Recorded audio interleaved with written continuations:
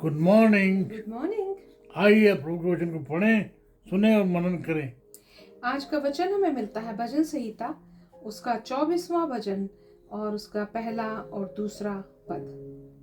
पृथ्वी और जो कुछ उसमें है यहोवा ही का है, जगत और उसमें निवास करने वाले भी, क्योंकि उसी ने उसकी नींव समुद्रों के ऊपर दृढ़ करके रखी और महानदों के ऊपर स्थिर किया है। Psalm 24 verses 1 and 2. The earth is the Lord's and everything in it, the world and all who live in it. For he founded it on the seas and established it on the waters. Amen. आप देखिए, मैंने आपसे कहा था कि जो 3 भजन हैं, भजन 22, भजन 23, भजन 24, तीनों भजन जो है एक साथ पढ़ने चाहिए। भजन 22 में मिलता है सफरिंग सर्वेंट, भजन 23 जो है वो है केयरिंग सर्वेंट, भजन 24 है एग्जॉल्टेड सर्वेंट। तीनों जो भजन हैं ये मसीहानिक भजन हैं। आज हम देखते हैं भजन 24:1। यहाँ देखते हैं, यहाँ पर है डिवाइन ओनरशिप, स्पिरिचुअल ओनरशिप। जो संसार है, पृथ्वी है, जो कुछ इसमें है वो सब यहोवा का ही है। आप देखें, हम जानते हैं कि परमेश्वर ने हमें बनाया अपने स्वरूप में, अपनी समानता में। आप देखिए भजन जेनेसिस चैप्टर 14 वर्स 22 क्या कहता है। Genesis chapter 14 verse 22.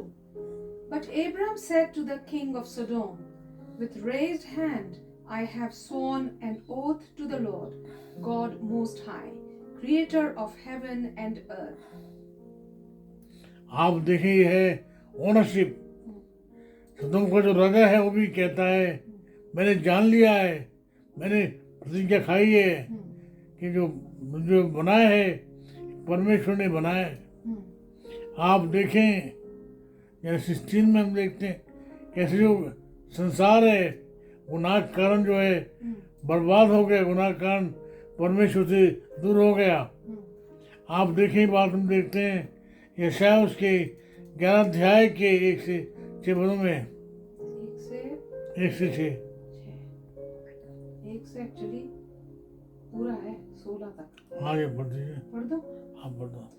Isaiah chapter 11 verses 1 to 17. A shoot will come up from the stump of Jesse. From his roots a branch will bear fruit.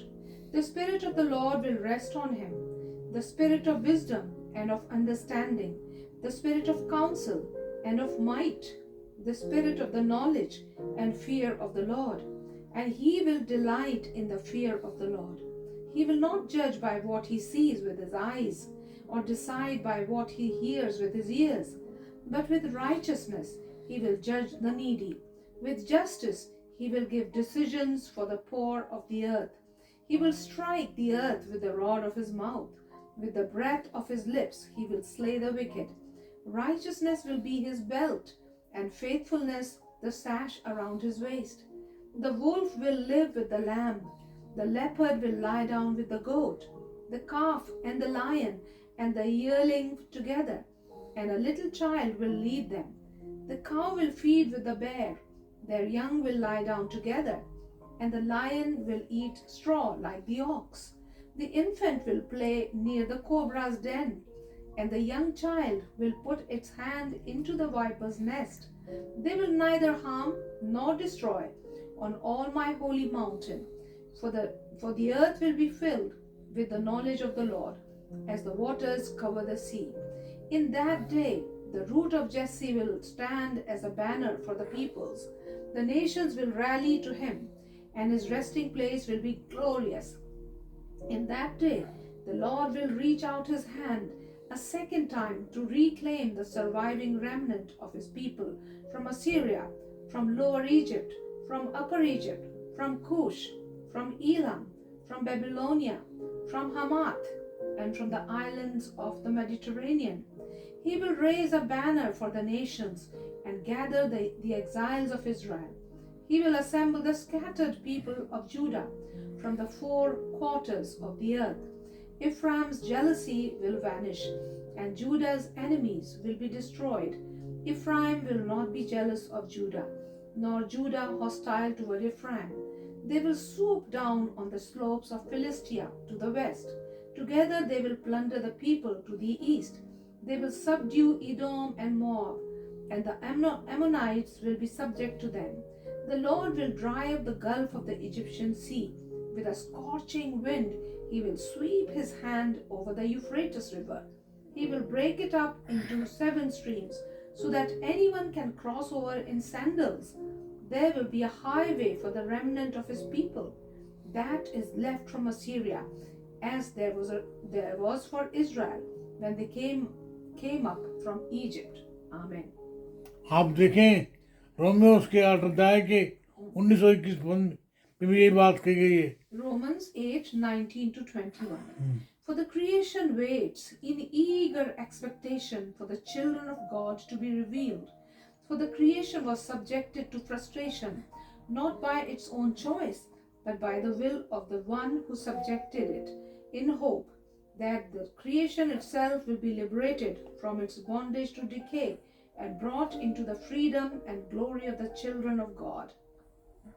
आप देखें जेनेसिस 1 के अध्याय के 26-27 में परमेश्वर ने कहा हम मनुष्य को अपने स्वरूप अपनी समानता में बनाए, लेकिन हुआ क्या, पाप के कारण जो है संगति टूट गई, ये समानता जाती रही।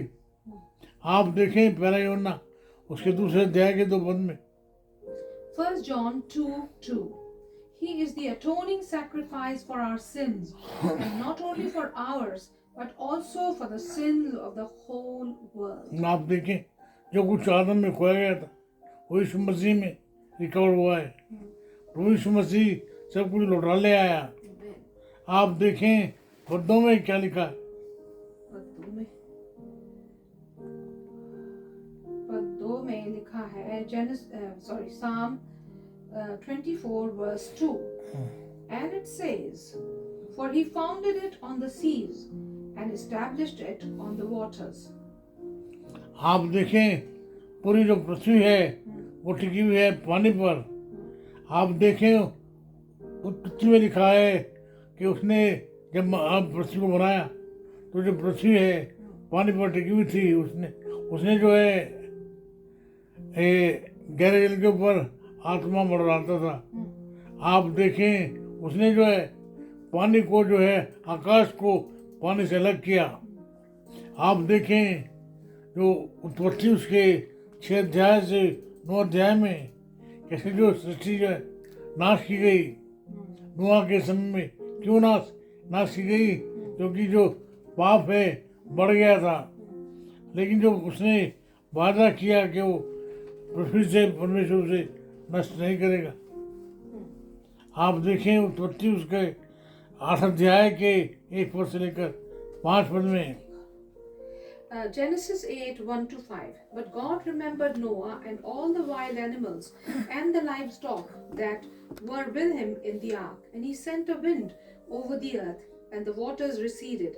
Now the springs of the deep and the floodgates of the heavens had been closed, and the rain had stopped falling from the sky. The water receded steadily from the earth. At the end of the 150 days, the water had gone down. And on the 17th day of the 7th month, the ark came to rest on the mountains of Ararat. The waters continued to recede until the 10th month, and on the first day of the 10th month, the tops of the mountains became visible. आप देखें परमेश्वर ने केवल सृष्टि को बनाया, सृष्टि है उसी की है, ओनरशिप परमेश्वर की है। अब ये आपके ऊपर मेरे ऊपर है, क्या हम इस ओनरशिप को स्वीकार करते हैं? नहीं करेंगे ना, करिए, उसी में हमारा फायदा है। आइए प्रार्थना करें। प्रभु जी हम फिर से एक बार हमें याद दिलाया आपने कि सृष्टि जो है आपकी बनाई हुई है और आप इसके मालिक हैं, आप इसके ओनर हैं।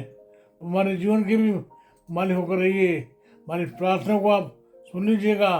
यीशु मसीह के नाम से मांगते हैं, आमीन। आमीन। हमारे परमेश्वर पिता का प्रेम प्रभु यीशु मसीह का अनुग्रह, पवित्र आत्मा जी की सहभागिता हम में से हर एक के साथ सदाकाल तक होती रहे। Amen. आमीन Amen. Amen. आमीन।